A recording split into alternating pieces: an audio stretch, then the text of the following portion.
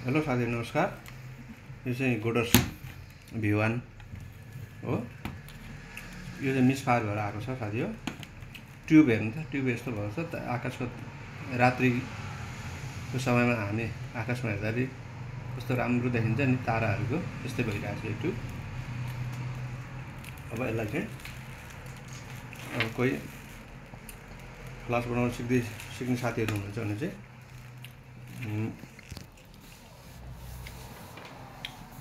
पहिला यो सर्ट गर्नु हुँदैन, यो डिस्चार्ज गर्नुपर्छ है। यो चाहिँ 150 ओम्सको रेजिस्टर हो। यसले गर्दा चाहिँ डिस्चार्ज हुन्छ, त्योभन्दा कम नगर्नु होला। अनि खास चाहिँ यो तपाईको 150 देखि 250 ओमसम्म राख्नु भने राम्रो हो। र फ्लास चाहिँ बाइचान्स यसरी चाहे तपाईँ क्यामेरामा होस् या कुनै फ्लास सेटहरू होस्, बनाउँदाखेरि बाई मिस्टेकली सर्ट भइदियो भने तपाईँले डिस्चार्ज गर्न बिर्सिनु भने चाहिँ सर्ट भइदियो भने चाहिँ त्यो सेट टोटली डेड हुन्छ, बन्दैन है। क्यामेरा होस् चाहे फ्लास होस् त्यस्तो हुन्छ साथी हो। चाहिँ क्लियर गर्नु होला, बनाउँदाखेरि गाह्रो छ। करेन्ट लाग्यो भने पनि त्यो नराम्रोसँग लाग्छ। यसको हाई भोल्टेज हुन्छ साथी हो।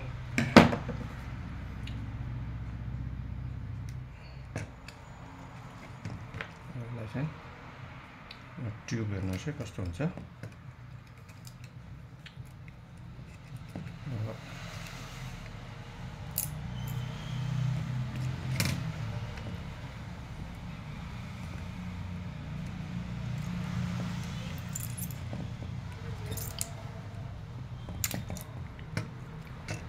यस्तो भएको छ ट्युब।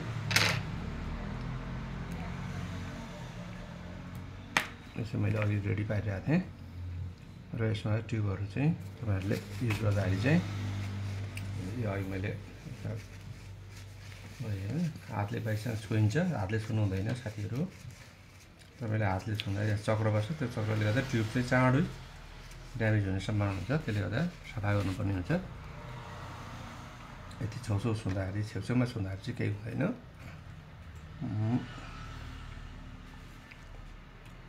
रबर राख्ने यसो गर्ने, फेरि छिराउने है। ट्युब चाहिँ एकदम ओरिजिनल ट्युबहरू हो साथी हो। यहाँ बट्टै छ, यो कम्पनीदेखि नै मगाएको हो, गोडर्स कम्पनीको हो है।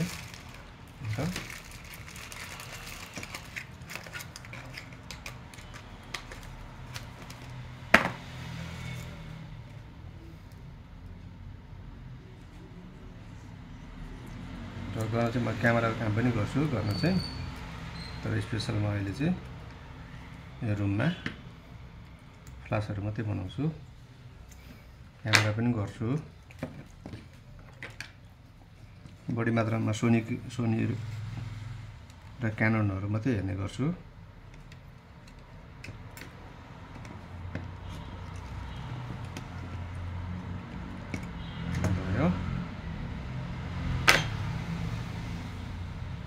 पहिला यसलाई सानो टुक्रा पाइप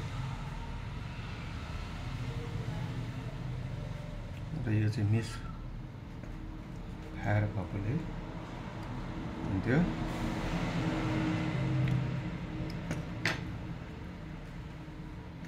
यसलाई चाहिँ बिस्तारै एक आपसमा टारेर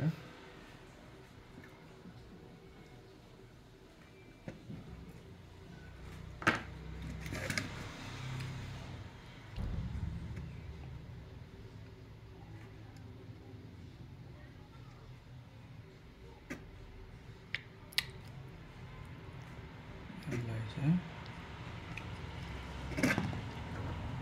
प्रपरली दुईटै राम्रो भित्र एक आकार छिर्नुपर्छ।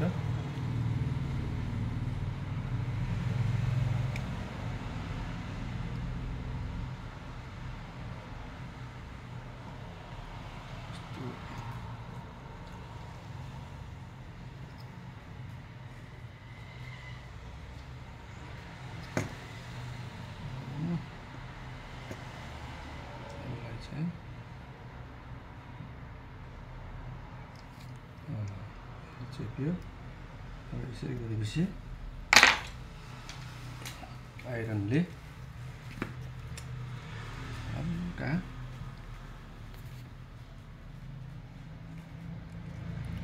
सुलिङ गर्ने है। यो तार चाहिँ अन गर्नु हुँदैन, तर यो इग्निसन कोइल चाहिँ ड्यामेज हुन्छ साथी हो।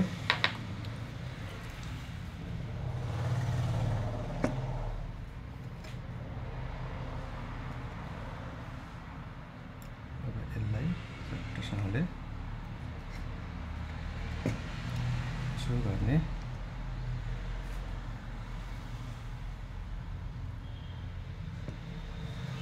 यसो गरेपछि यसलाई हल्का हिट दिने। ल रेडी भयो। यो अलिकति लामो भएर केही फरक पर्दैन। यसलाई यतिकै गर्ने।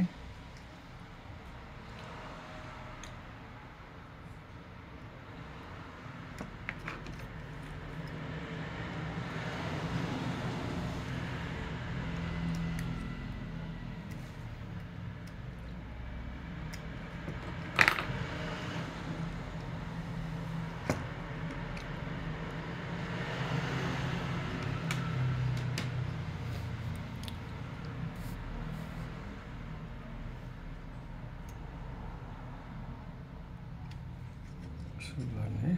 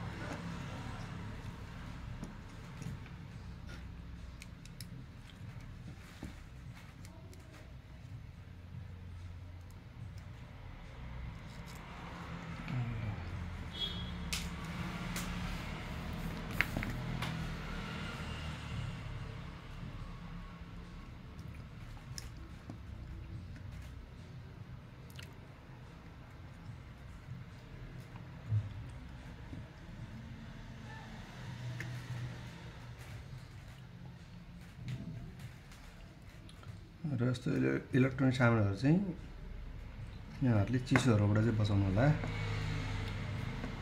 क्यामेराहरू, फ्लासहरू ब्यागमा हालेर नतन्काउनु होला। यसो काठको र्याक, कभर नलाग्ने खालको काठमाथि राखेर अथवा पत्रिकाले यसो मोडेर राख्दाखेरि चाहिँ अलिकति लङ टाइमसम्म जाने सम्भावना हुन्छ साथी हो। यदि ब्यागभित्र राखेर घुम्साउनु भयो भने तपाईँको 5 वर्ष चल्ने सामान तपाईँको 1.5-2 वर्षमै खत्तम हुन्छ। यसको लागि चाहिँ केयर गर्नु होला।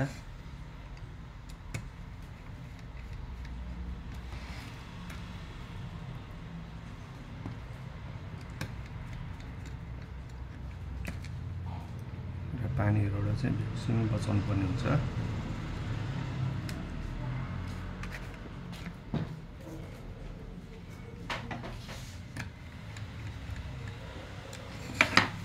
झिक्नु है त।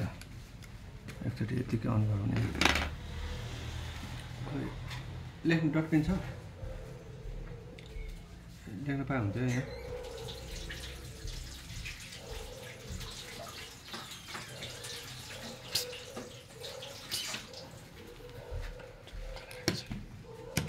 यसले त लेख्दैन हो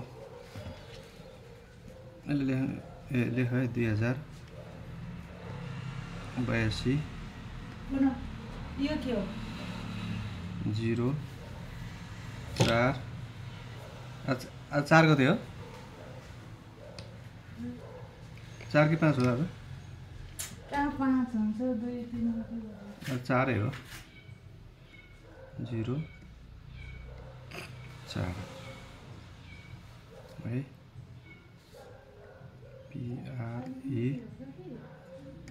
PREM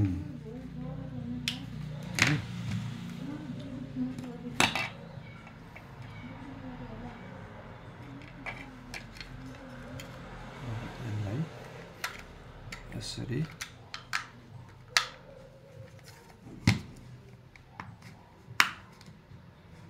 प्याक गरौँ डिफ्युजर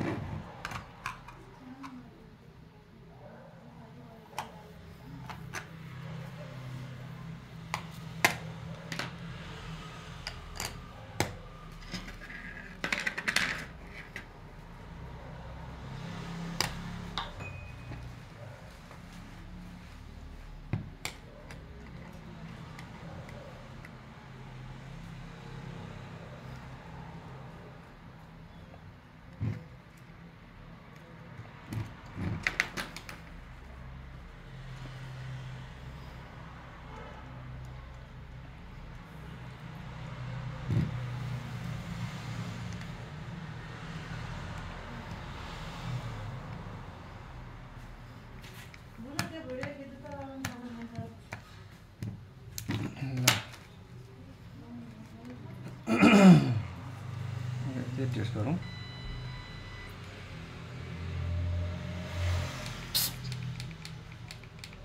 ओके साथीहरु धन्यवाद थ्यांक यू र यहाँहरुलाई मन पर्यो भने लाइक सब्स्क्राइब र कमेन्ट गरिदिनु होला है यस्तो भिडियोहरुमा अरु पनि यहाँहरु समस्या ल्याउने छु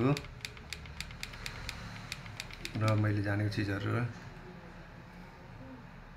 चाहिँ यहाँहरुलाई शेयर गर्ने छु हस्त धन्यवाद नमस्कार